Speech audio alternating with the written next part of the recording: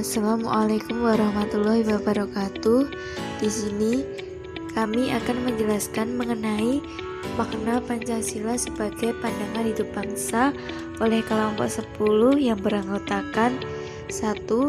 Ariska Safitri dengan nomor induk mahasiswa 122111829 dan Danul Ihsan dengan NIM 122111856, Risa Swastiani NIM 122111862, Yuliana NIM 122111870.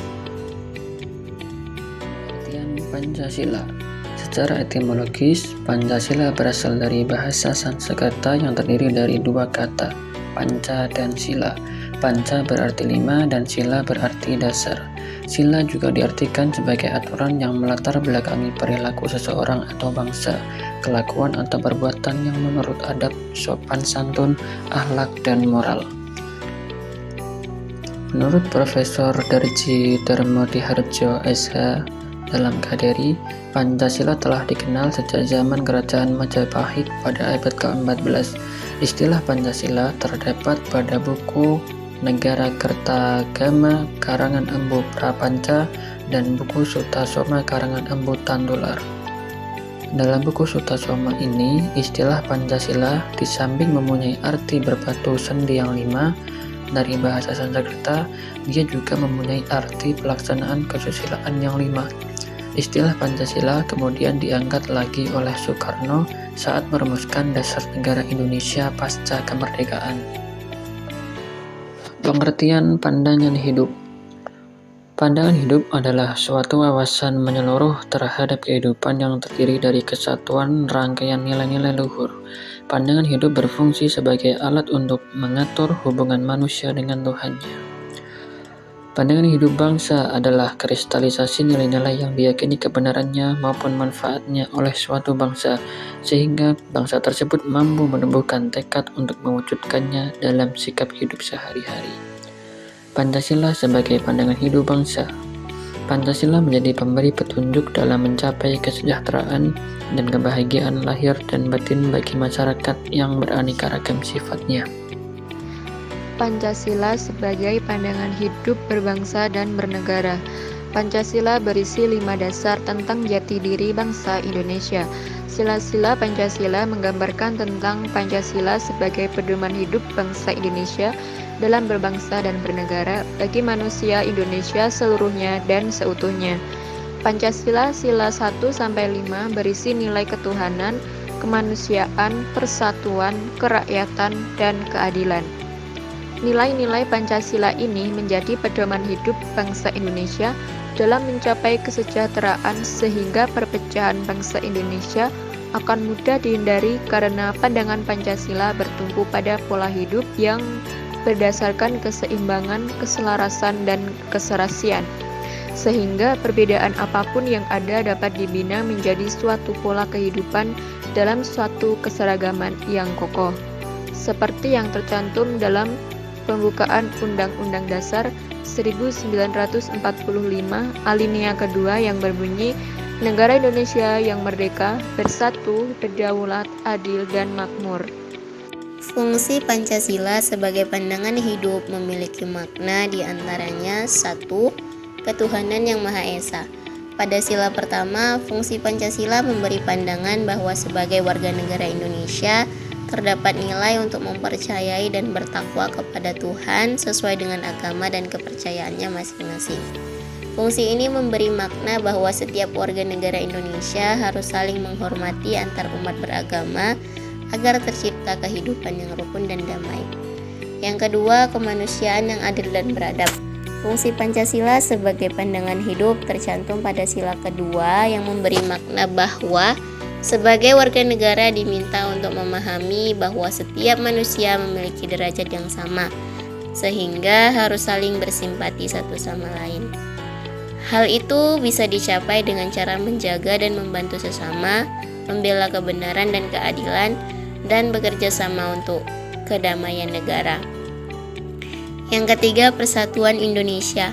Sebagai negara dengan ragam pulau, suku, dan budaya, Pada sila ketiga, fungsi Pancasila memberi pandangan hidup bahwa yang harus diutamakan adalah kesatuan, persatuan, dan kepentingan negara daripada kepentingan masing-masing. Setiap warga negara Indonesia juga harus memiliki kepribadian yang rela berkorban demi negara Indonesia, mencintai bangsa Indonesia dan tanah air, serta bangga pada negara. 4. Kerakyatan yang dipimpin oleh hikmat dan kebijaksanaan dalam permusyawaratan perwakilan. Poin penting pada sila keempat menegaskan bahwa fungsi Pancasila sebagai pandangan hidup turut mengajak setiap warga negara untuk tidak memaksakan kehendaknya pada orang lain dan mengutamakan kepentingan negara.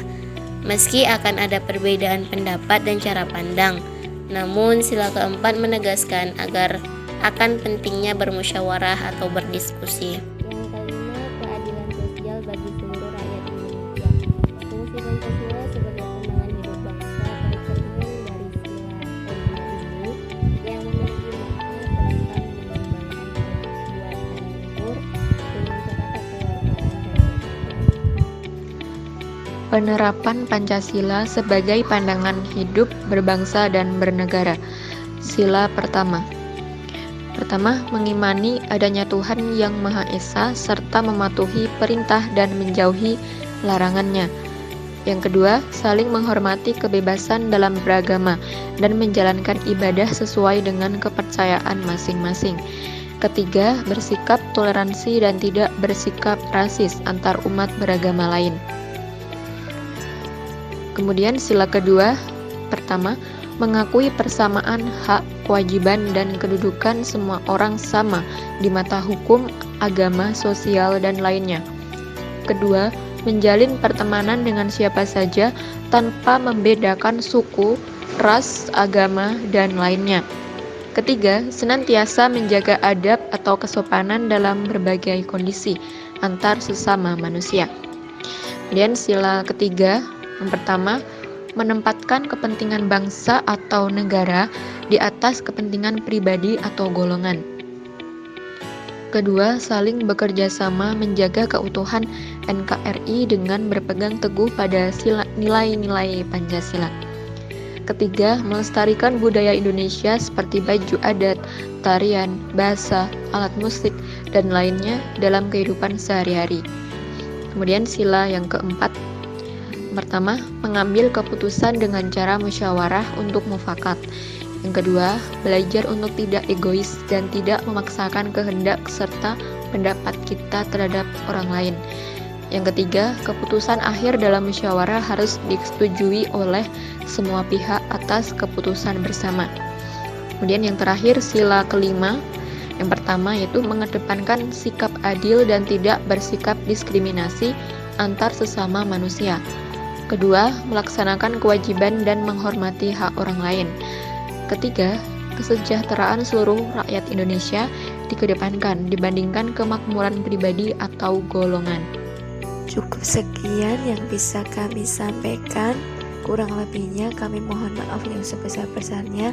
Apabila ada yang kurang jelas, bisa ditanyakan melalui kolom komentar. Terima kasih. Wassalamualaikum warahmatullahi wabarakatuh.